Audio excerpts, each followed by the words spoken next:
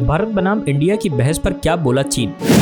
खुद नहीं आने वाले शी जिनपिंग का देश ग्लोबल टाइम्स में G20 पर दे रहा ज्ञान। नमस्कार दोस्तों, मैं रत्न सिंह और आप सभी का ट्रिगर पॉलिटिक्स में स्वागत है। भारत के G20 शिखर सम्मेलन के लिए तैयार किए गए डिनर इनविटेशन कार्ड पर प्रेसिडेंट ऑफ इंडिया की जगह प्रेसिडेंट ऑफ भारत लिखा गया था। इसके बाद से पूरे देश में ये चर्चा का विषय बन गया है कि क्या भारत सरकार इंडिया का नाम बदलकर भारत रखना चाहता है। हालांकि इसको लेकर सरकार ने स्पष्ट रूप से इस तरह के मुद्दे से बचने की सलाह दी है। वहीं भारत बनाम इंडिया के मुद्दे पर अंतर्राष्ट्रीय स्तर पर भी सुर्खियां बटोर रहा है। इस विवाद में अब देश का पड़ोसी मुल्क चीन भी कूद पड़ा है। चीनी मुख्य पत्र ग्लोबल टाइम्स ने गुरुवार 7 सितंबर को एक आर्टिकल पब्लिश किया जिसमें उन्होंने भारत बनाम इंडिया के मुद्दे के बजाय अधिक महत्वपूर्ण मुद्दों पर ध्यान केंद्रित करने की सलाह दी। चीनी अखबार ग्लोबल टाइम्स ने G20 शिखर सम्मेलन के तरफ इशारा करते हुए लिखा कि ये इंडिया है या भारत, देश को अपनी अर्थव्यवस्था में सुधार, खुलेपन का विस्तार और विदेशी निवेश को आकर्षित करने के G20 की अध्यक्षता का इस्तेमाल करना चाहिए।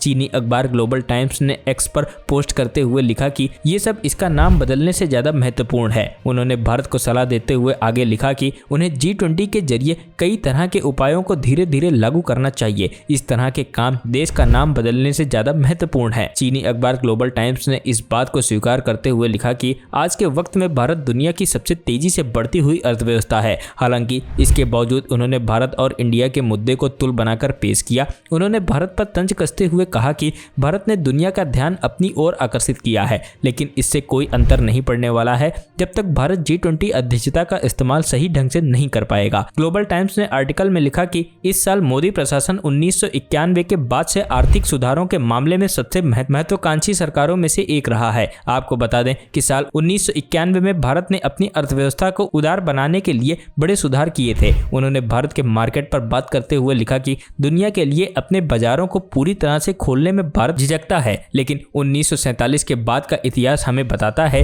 कि हर बार जब भी भारत ने सुधार और आर्थिक उदारीकरण को बढ़ावा दिया है तब वो आर्थिक विकास को मजबूत गति देने में सफल हुआ है। उन्होंने इस तरह से भारत से इशारों में चीनी कंपनियों के लिए मार्केट खोलने की बात भी कही है। Bureau report, trigger politics.